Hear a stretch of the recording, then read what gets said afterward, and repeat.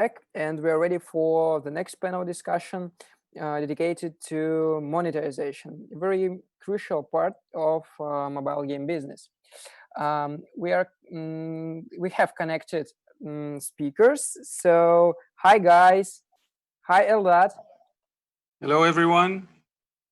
So this is a panel discussion dedicated to hacks on monetization, and Eldad, I yield the stage to you for now. You may introduce yourself and then go on with other guys. Good luck, people. Hi everyone. Thanks. Thank you for joining. I'll introduce myself right after the team will introduce themselves. So, hi everyone. We have about 30 minutes to get to pick into your brain and to understand how did you manage to monetize your services. Fun. Let's do a quick round before even diving into your monetization. Just a quick round where you briefly state your name, your company, the size of the company, and maybe the focus of the company. Are you a B2B company, B2C?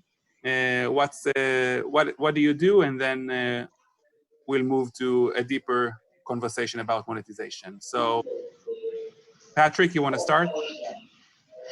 Yeah, sure. Hey, hello everyone. My name is Patrick Wilkins. I work with Azerion. Azerion is more an ecosystem than companies. We have multiple companies in multiple locations with a focus on Europe, and we are covering B2B as well as B2C in really three main areas, which is advertisement, sales, EdTech, and content. And I'm part of the content vertical in charge of a number of game studios focusing on web and mobile games. Overall, and you're based in Europe? Yeah, me personally, I'm based in Amsterdam by now. Okay. Sorry, guys. Sorry for the interruption. This is Igor, the host in the virtual studio. Quickly checking. Don't any one of you have a stream turned on simultaneously with the panel discussion? If you do have wnhub.io tab open, please close it. Okay. Yeah, because we have echo because of that. Thank you, and you may go on. Sorry for the interruption. Sure. Let's continue with the quick round. Tamir, Eran, then Vivian. Okay. Good afternoon, everyone. My name is Tamir Rotter, and I'm with Luminati Networks. For those who don't know us, Luminati Networks is the world's largest network for web data collection. It's a proxy solution with based on services and add-on services on top. We are about 170 employees, serving about 10,000 customers across the world, and we are actually a monetization channel for a lot of the mobile app developers, which we're going to touch on later. Sounds good. Eran? Hello, everyone. Thanks for that. My name is Eran. I'm managing the monetization at CallApp. CallApp is a call management solution with over close to 70 million downloads, around 8 million monthly active users. We're mainly a B2C solution, but we do have some B2B projects already starting to move forward. We're based in Israel. I think that's it, basically. Sounds good. Sounds good. Vivian?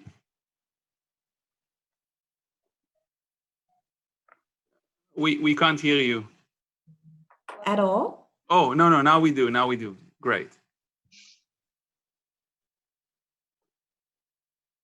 Is it better now? Yes. Okay. So hello, everyone. I'm Vivian from JoyPac. I'm a senior publisher manager from JoyPac. JoyPac is a hyper-casual mobile publisher, and our office is throughout Europe and Asia. Headquartered in Beijing with 30 people, live ops, channel manager, channel management, and so on. Here in Europe, we have Copenhagen office and Amsterdam office, dealing with user acquisition and developer relations. Sounds good. I wish we would be able to hear you better, but this is what it is. So just before we head in, my name is Eldad. I'm the founder and CEO of Kidoz, and Kidoz today is an advertising network for kids, for the under 13 market. We are the most popular SDK for the segment. But today we're talking about monetization in general, not necessarily about kids. So if you have questions about kids monetization and traffic, the under 13 traffic, we can discuss this later. So let's dive into monetization. I know it's the hardest topic. Eventually, every business needs to make a living. Every business needs to find his market fit, and it's usually around monetization. While many services do change their monetization strategy and path, when you find, your way, your strategy, your philosophy around monetization, it's a great aha moment for any service. And I would like to hear about your philosophy around monetization. When did you realize how the service should monetize? What is monetizing best for you guys? And the lessons that you've learned that could be of use for other services, maybe similar to yours. And so please try to bring us cool examples and insights about what worked for you, assuming that this could be implemented by the people who hear you. So let's start again with Patrick. At Azerion, obviously there's many things you do, but let's try to focus because it's so big. But recently Azerion bought Spill Games, and I think that this was the way that you were brought to the family, to Azerion. So maybe take us to the philosophy around how does Spill Games look at monetization? What is your philosophy around the monetization? Yeah, thanks. Indeed, true. Spill Games got acquired by Azerion, and that's how I joined the company last year. I think when you look at monetization, it's also important that you realize that monetization is changing, right? So when we all started in gaming 10, 15 years ago, it was all about pay to download. You paid $4.99 for like a mobile game, and that was basically it. And then obviously with the smartphones and the different platforms, came a new different model, more games as a service, and the monetization evolved a bit more towards like the freemium model. And I think today still the majority of us make most money around exactly that model, right? Whether or not this is through in-app purchases or through in-app advertisement. What we've seen in recent months coming up and growing in relevance is also the subscription model, which is in many cases still a subset of what I believe in-app purchasing is, right? A subset of the freemium model. But still we see this particular model growing. So freemium and subscription, if you want to separate, would be our main focus. And within the freemium model, for us in particular, for the studios and the games that I'm managing, it's more or less 50-50. So in-app purchase, in-app advertisement. Mm-hmm. And do you think this is changing over time, or this is pretty stable at Spill, the split between the two? Is there a trend happening globally or within the company? When I would look into global trends, I do think that more and more people have now subscription services added. And if you do not have it to our audience, then I think it definitely warrants to look into that. The platforms, for example, are supporting this move as well. So there's some attention that people are getting when they're looking more into subscriptions. Overall, I would think, and I hope that actually the trend, I know some of the hardcore gaming people now will maybe raise an eyebrow, but I do think that in-app advertisement is having a good opportunity to raise more in terms of relevance. I mean, the entire market right now, 2019, I think was 580 billion. So we are talking about a really small amount that's currently allocated to gaming, and I don't think that's going to continue. I think advertisement will grow in relevance. Mm-hmm. And before we switch to other, don't worry, each one of you will have enough time. I did hear from you something interesting about the concept of monetizing games when, in the balance of showing the frequency of ads and making revenues from ads, but also taking into account retention. How do you balance between retention and monetization, right? Some people may think that this may conflict, right? If you show too many ads, people may leave soon. So how do you retain a user without, and still make revenues? Yeah, really good. Is it a focus? Is it a focus today? Is retention a focus today? Yeah, it's a big focus. We indeed, as one of our core KPIs in our studios, we actually do look at retention first. There are certainly really important monetization KPIs. I mean, that's what the panel is about. We usually tend to look at those one second.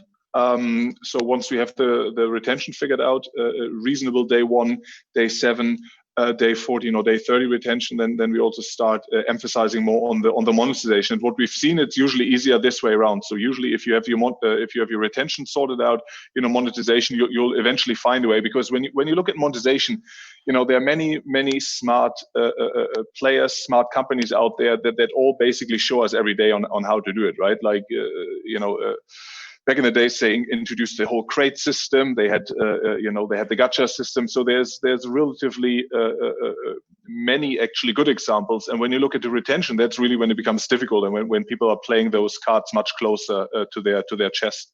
So that's why we try to focus on this one. Sounds good. Sounds good. So maybe if we are in the gaming space, let's try to hear you, Vivian, but let's hope that we will hear you. How do you grow your monetization? Again, taking into account that users tend to have this mixed feelings around ads. Can you hear me better now? Yeah, when you are closer to the screen, it works better. Okay. So closer to the audience now. Yeah, get closer. Don't worry. Yeah. So basically, for us, JoyPac is at a hyper casual, place basically. So majority, it's the monetization is ads, I have to say, but there is a balance and there is a certain kind of several stages to like really increase the LTV and so on to optimize the monetization. So first, we have to get the user to engage to the game first. So we will make sure that we don't throw massive ads at the beginning. So to try to let the user to understand how to play the game. Obviously, for hyper casual games, it has to be like instantly understandable. That's one of the key elements. That's why we also test very early to see the marketability. Mm-hmm. And what type of advertising is working for you? Mostly we are still using the interstitial ads. 70% of the monetization is from there. And of course, nowadays, rewarded video is taking a huge part. And I see that we are testing very successfully out there as well. Mm-hmm. Do people convert to pay in order to remove ads? This question I move to everyone if they have an input, because sometimes people tend to think that this is a good offer to convert people to pay if they are able to remove ads. Do you see this as a very strong motivation or not necessarily? We run a couple of tests for this function as well, basically, but we surprisingly realized actually user didn't really mind who's playing a hyper casual game as long as the game is very engaging, and because hyper casual game is very like a snackable game, it's not like a hardcore or mid-core game, so that really like doing like a business, really engaging. How do you say, spend hours and hours in the game. So hyper casual game, the charm of a hyper casual game is really that users can actually play like a few minutes, 10 minutes, and then drop and come back again, without losing any progression. Right. So maybe and I think, if I may, very quick, one really important thing is to keep in mind, many companies actually do not offer. Facebook will not offer you skip advertisement, right? Google will not offer you to skip advertisement, pay 100 euros and skip advertisement. So I do think when you look at games, when you have really like an intrinsic motivation and advertisement, same as in-app purchases, is an integral part of the game, and you do not have to rely on cheap sales mechanisms. Then you'll make so much money with advertisement that you cannot really put a price on it. So you actually do not have a good reason to make the user skip, and hopefully the user also doesn't have a good reason to want to skip in the first place. Right. One quick anecdote is that some of our publishers, they told us that they get reviews by users, and users are telling them, please add rewarded videos to your game, because otherwise I'm not able to progress within the game. So as long as you're not giving me rewarded ads, I will give you a score of 1. And if you'll add rewarded videos, I will give you the 5 stars. So this is quite an anecdote where users are actually asking for advertising. And Eran, I think that you tested as well. And but your main focus today is add more features and products, right? If I understand correctly, this is your focus today on CallApp. So yeah, the main focus is, like you mentioned, the most of our effort we're putting on the other channels that are not ads, which is in-app store. We're keep developing and adding more and more features to it, and also subscriptions and premium model like the other guys mentioned here. It's not the main channel. The biggest channel is still ads. Just to be clear, we're looking at around 80-20. We're monetizing using native ads mainly, some interstitial. But one thing that's really important to emphasize here, that since we're not a gaming app, the user behavior is a total different thing. You're not looking at levels, you're not looking at many screens and really long experience on one hand, but on the other hand, you have users seeing our app 20, 30, sometimes more times a day. Every time they get a phone call, they see you, right? Yeah, phone call and text, and we have some productivity features like some different reminders. So we are really focusing on the product. I know it sounds like a cliche, like focus on user experience, but we really see that as much as you focus on giving the real value to the user, monetization, I'm saying it as a half joke, but happens for itself. Like as long as you do it gently, you're blending the ads inside. So to your previous question, we don't see users buying premium because they won't see ads, but we do, and that's lead me to my maybe one of the main insights here, is to bundle and package things together in your offerings. So instead of just saying subscribe and remove ads, you add more features to it. You maybe bundle some features under the same theme, customization features we offer to the users. So I think bundling and packaging different things that add more value to the offering. Can you give us an example of what people may buy or may ask from you as a premium service? What is considered something that is premium?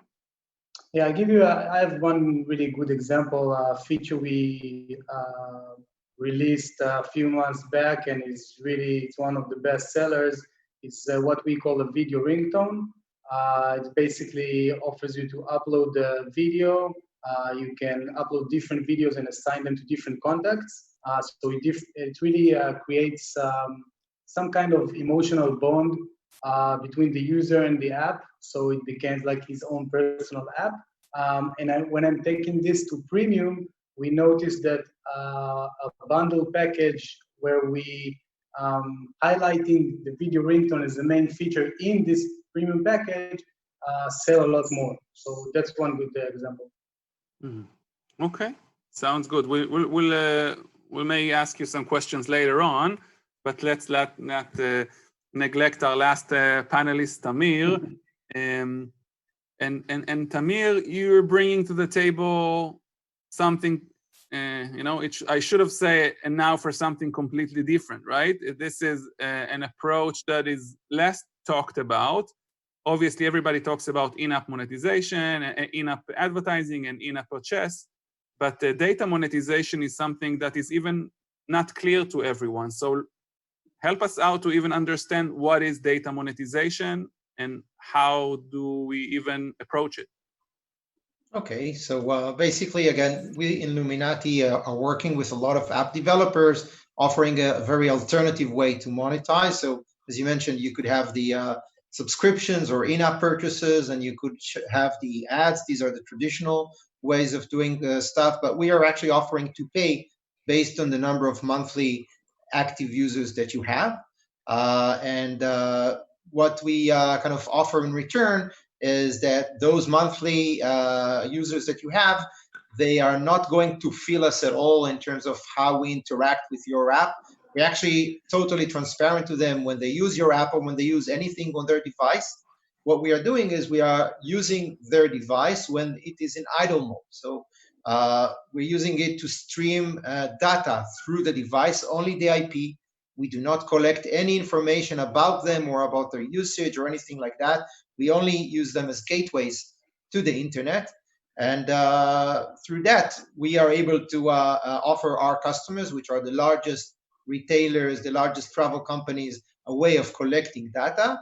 And we offer the peers, your customers, a way of using your app without paying for it and without seeing ads that are actually quite annoying for a lot of the users. Today, as I mentioned, 72 million active users. What I can share in terms of the user experience is that more than 80% of them have actually opted in to use our service. Can you hear me well? Yeah. Have actually opted in to use our services and prefer that to seeing ads, so more than 80%. If we look at the retention, when some of the publishers we work with or the game developers we work with, they did A/B testing, they found that we are actually offering about 15% better retention compared to using ads within the app. So because of all this, we actually have very interesting, different monetization channel for developers. But is it usually used instead of in-app purchase and ads, or is it used as a supplement for other monetization channels? It's usually a choice. So you could offer either, would you prefer to see ads or would you agree to be a peer? I should actually mention that we give full explanation, and we actually test with all our partners that this explanation is very clear and visible with our own screens explaining to the user what it means to be a peer, that we're only going to use their device when it's in idle mode, when they have enough battery or they're connected to power. Obviously, we tend to use it when it's on Wi-Fi and not on mobile. On mobile, we allow very restricted usage. Only those who actually understand and accept this and have also the option to opt out and see ads later on are the ones that we're partnering with. So if I'm a publisher and now I like the idea that me as a user, I can choose whether to show whether to see ads or to use it to be used as a proxy. So it's not the publisher decision, it's actually the user decision, which is quite genuine. But me as a publisher, are there any risks, or what should I need to know if I want to apply, if I want to be part of this? What do I need to know? Basically, I don't. Minimum? Is there like a minimum to be accepted, or what's the deal? Okay, so usually we don't take on anybody who has less than 100,000 monthly active users. So if you're a very, very small developer, probably your first step would not be with us. But once you've reached that stage, definitely yes. And in terms of the SDK, it's a very lightweight SDK. It doesn't pose any security risk. It's very transparent. We have both an Android and Windows and a Mac OS version SDKs that you can work with. The only issue is that once you start working with us, it may work for you in some monetization channels better than in others. But these are the things that we can work with each publisher as soon as we get into the more detailed discussions. Right. Without going into deep discussions around it, I understand that this doesn't apply for iOS and Google. This applies to the other Android stores, right? So it does apply for iOS. It doesn't apply for the Google Shop. Okay, so iOS, it is used on iOS, and it could be used on Amazon and any other store other than Google Play. Correct. And we have a lot of, if I would have to choose one that I recommend the most, is the Galaxy shop, where we have a lot of apps distributed using our SDK. Sounds good. Sounds good. I So have a question here to you. oh, Also go ahead, Vivian. cover the Asian stores, Android stores in that case. Yeah, so we do work with a lot of the Asian stores as well. You know what, as I said, the Galaxy is a very popular also in Asia, so that's one of them, but we also offer a few in China. And obviously we could take it one-on-one. I'm happy to share more details on which shops we're working on or not, but it's really your decision. Our SDK it's transparent to the shop. It's just that we already have a lot of existing apps in many of those shops that work with us, so it may make your life easier to get an app using our SDK to those shops. Right. So since we don't have much time, but when we talked about the stores, any particular insight about the stores?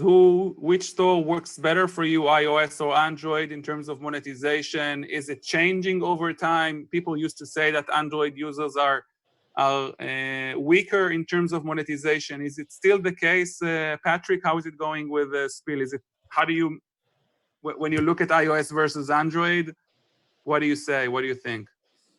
I mean, both stores are equally important to us, of course. We have also a couple of other stores that we tried in the past, and some of them we are still trying. So you also have Amazon, for example.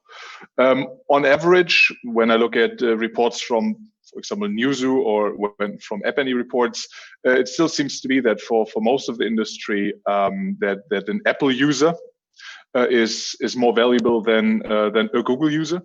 On the other hand, we also see when talking to peers that Google users are usually more numerous, and therefore, in the end, when you simply look at the total revenue, it's more even again. And I think the way that you can get users organically and through viral channels, it's probably a bit stronger on Google Play.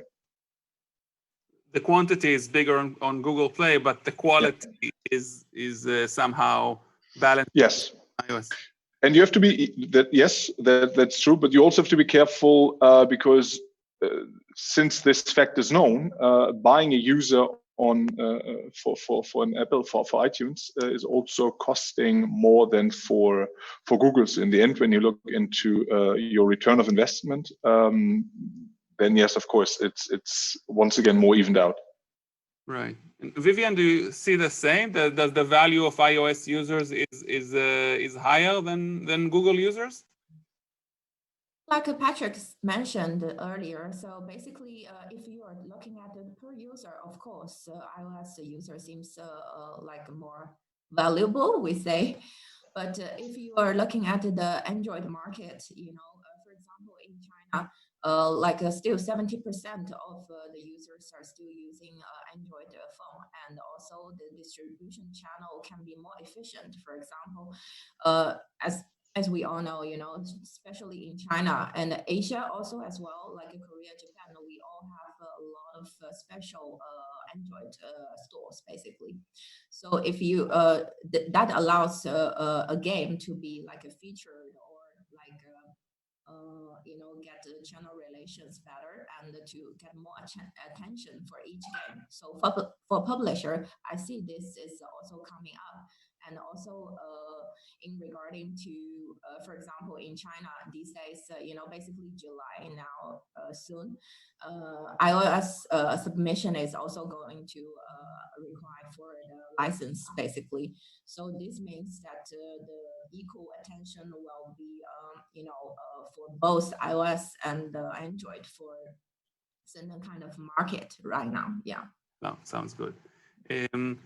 Do we have some question from the crowd, or I can continue? Igor?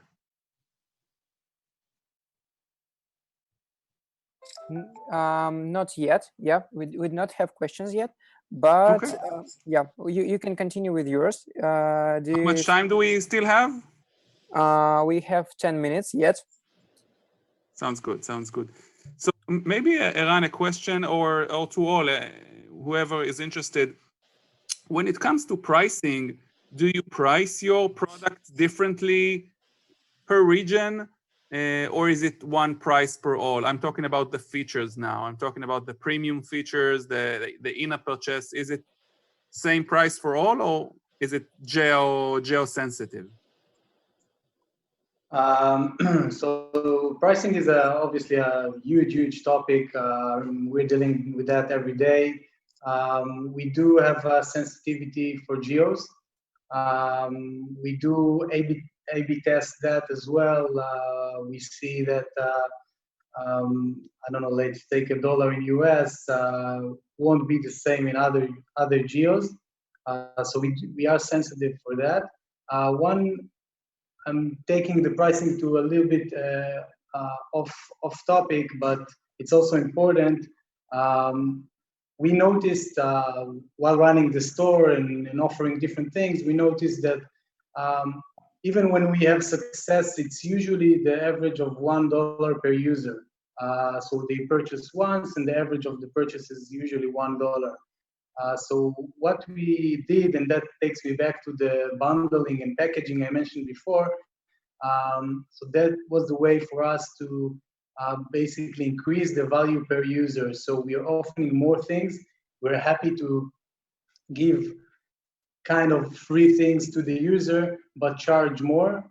Same for subscriptions. So we have different levels of subscriptions. So yeah, that's like the overall. So what to eventually make them invest more than $1, right? The threshold you're trying to grow beyond the dollar. This is the goal. Yeah, definitely. It was the goal a while back. Now we're in different place, but that's like the methodology behind it. Okay.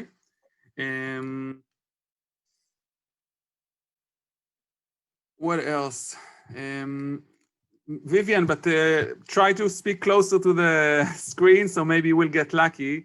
When you are looking at JoyPac, when you're receiving a new game and you want to see will it monetize nicely, what needs to be in a game? When you look at a game, how do you measure its success? How do you know it's going to be good, a hit in monetization? I think this question divided into two parts, basically. First part is how to make sure this game will be a successful case.